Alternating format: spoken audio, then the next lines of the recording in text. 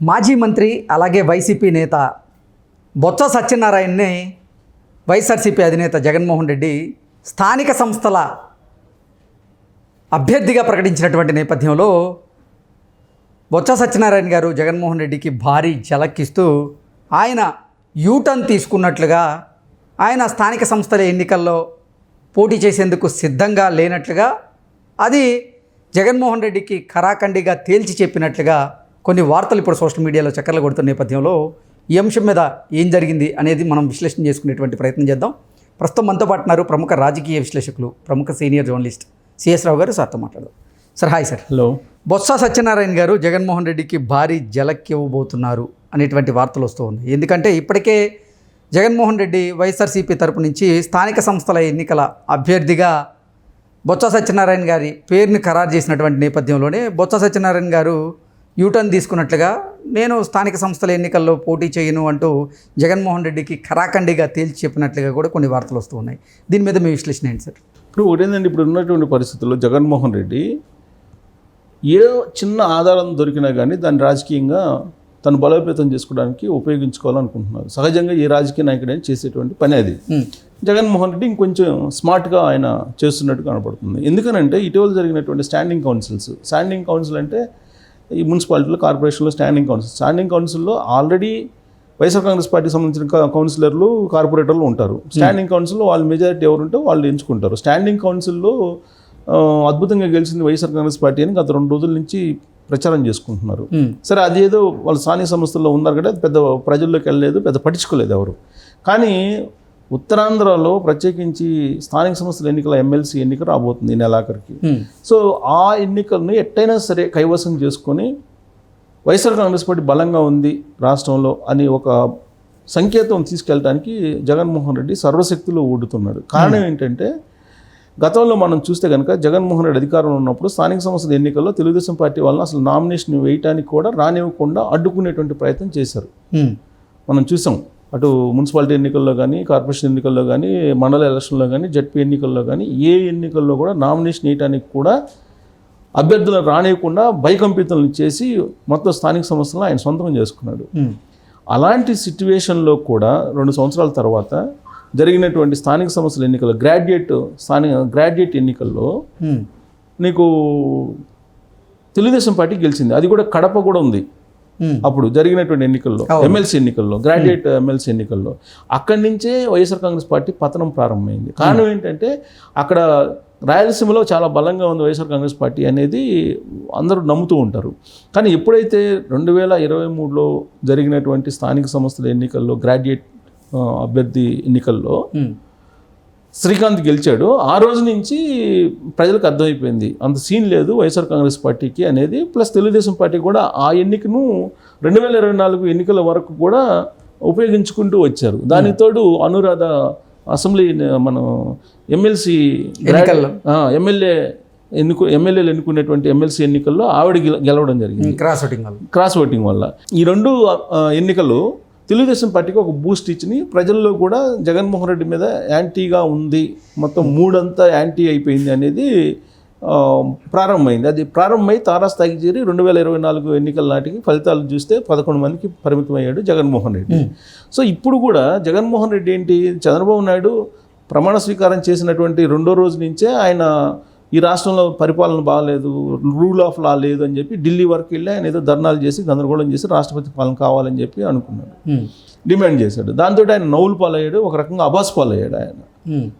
So దాన్ని జరిగినటువంటి నష్టాన్ని పూడ్చుకునేటువంటి ప్రయత్నం చేస్తూ ఉన్నాడు ఆయన చేస్తున్నటువంటి క్రమంలో ఇప్పుడు వచ్చింది స్థానిక సంస్థల ఎన్నికల సంబంధించినటువంటి ఎన్నిక.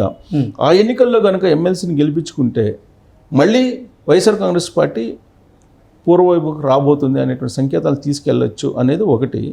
ఇంకొక అంశం ఏంటంటే, ఇటీవల కాలంలో వైఎస్ఆర్ కాంగ్రెస్ పార్టీ బలంగా వినిపిస్తుంది ఏంటంటే, ఈవీఎంలను మ్యానిపులేట్ చేశారు కూటమి నాయకులతోటి కలిసి, అందుకే వైఎస్ఆర్ కాంగ్రెస్ పార్టీ ఓడిపోయింది అనేది కూడా తీసుకెళ్తుంది ఆ పార్టీ.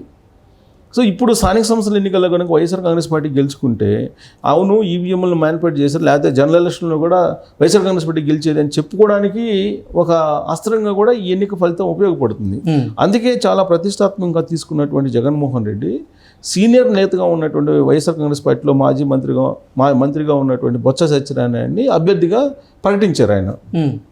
గత వారం ప్రకటించిన తర్వాత అసలు అక్కడ ఎన్ని ఓట్లు ఉంటాయి ఏంటి, ఉత్తరాంధ్ర ఇప్పుడు శ్రీకాకుళం, విశాఖపట్నం, విజయనగరం సంబంధించినటువంటి స్థానిక సంస్థల ఎన్నికల్లో జనరల్గా అప్పుడు వైఎస్ఆర్ కాంగ్రెస్ పార్టీ తరఫున గెలిచినటువంటి వాళ్ళే ఎక్కువ ఉన్నారు. దాదాపు 380 దాకా ఓట్లు ఉన్నట్టుంది, 84 ఏమో 384 ఏమో ఓట్లు ఉన్నట్టుంది. ఈ 384 ఓటర్లకు సంబంధించి ఆ స్థానిక సంస్థలో ఉన్నటువంటి ప్రజాప్రతినిధులందరూ కూడా బొత్స సత్యనారాయణకి చాలా దగ్గరగా ఉంటారు. కాబట్టి బొత్స సత్యనారాయణని నిలబెడితే కనుక ఆయన వీళ్ళందరినీ కూడా తమ వైపు లాక్కొని వైఎస్ఆర్ కాంగ్రెస్ పార్టీ గెలిచే అవకాశం ఉంది. సో ఉత్తరాంధ్ర నుంచే వైఎస్ఆర్ కాంగ్రెస్ పార్టీ బలంగా ఉంది అనేటువంటి ఒక పెద్ద సంకేతం పంపించాలి అని చెప్పి ఆలోచన చేశాడు జగన్మోహన్ రెడ్డి. కానీ జగన్మోహన్ రెడ్డి ఒకటి తలుస్తుంటే బొత్స సత్యనారాయణ ఇంకొక యాంగిల్లో ఆయన ఆలోచిస్తున్నాడు. ఏంటి అని అంటే ఇప్పుడున్నటువంటి పరిస్థితుల్లో అసలు వైఎస్ఆర్ కాంగ్రెస్ పార్టీ ఉంటుందా, అసలు విలీనం అవుతుందా కాంగ్రెస్ పార్టీలో అనేది చర్చ నడుస్తుంది.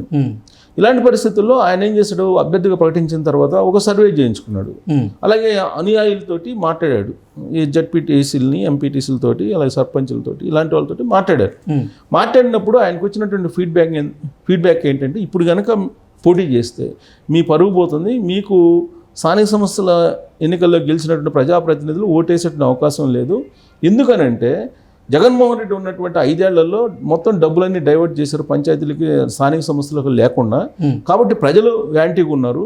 ప్రజల అభిష్టానికి వ్యతిరేకంగా కనుక వైఎస్ఆర్ కాంగ్రెస్ పార్టీకి పనిచేస్తే రాబోయేటువంటి ఎన్నికల్లో చిక్కులు ఎదుర్కోవాల్సి వస్తుంది. కాబట్టి మీకు మేము సపోర్ట్ చేయలేము అని చెప్పి ఎక్కువ మంది తమ అభిప్రాయాన్ని ఆయన దగ్గర వ్యక్తం చేశారు అనేది ఇన్ఫర్మేషన్ ఆయన అనుచరుల ద్వారా.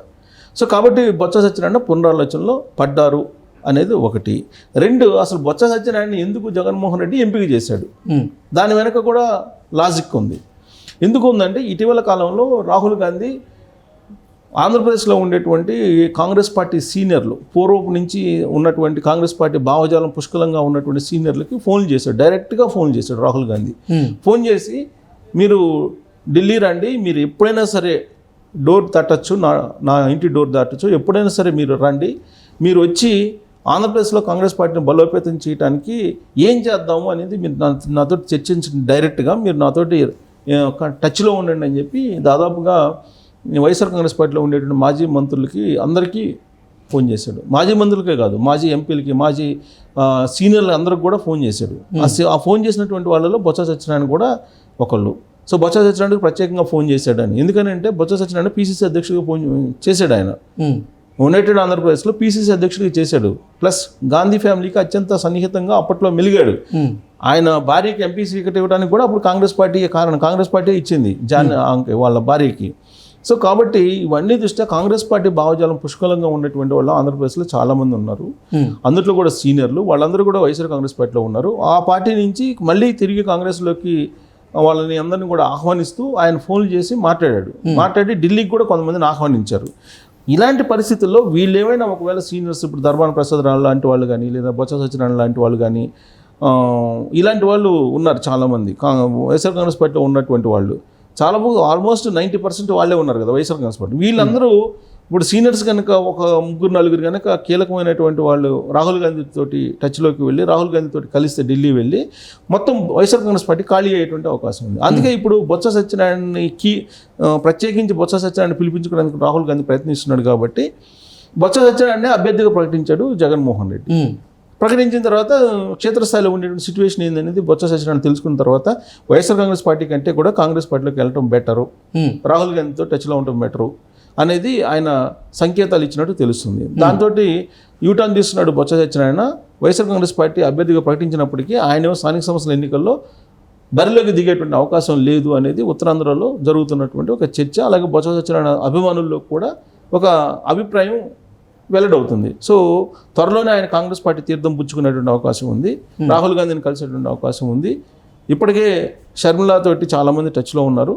సో బొత్స సత్యనారాయణ కూడా రాహుల్ గాంధీ డైరెక్ట్గా టచ్లో ఉన్నాడు కాబట్టి ఆయన కాంగ్రెస్ పార్టీలో చేరే అవకాశం ఉంది. కాబట్టి వైఎస్ఆర్ కాంగ్రెస్ పార్టీ నుంచి ఎమ్మెల్సీ అభ్యర్థిగా బొత్స సత్యనారాయణ పోటీ చేసిన అవకాశం లేదు అని చెప్పి తెలుస్తుంది. దానికి ఈ అన్ని కారణాలని చెప్పి మనం విశ్లేషణ చేసుకోవచ్చు. ఓకే.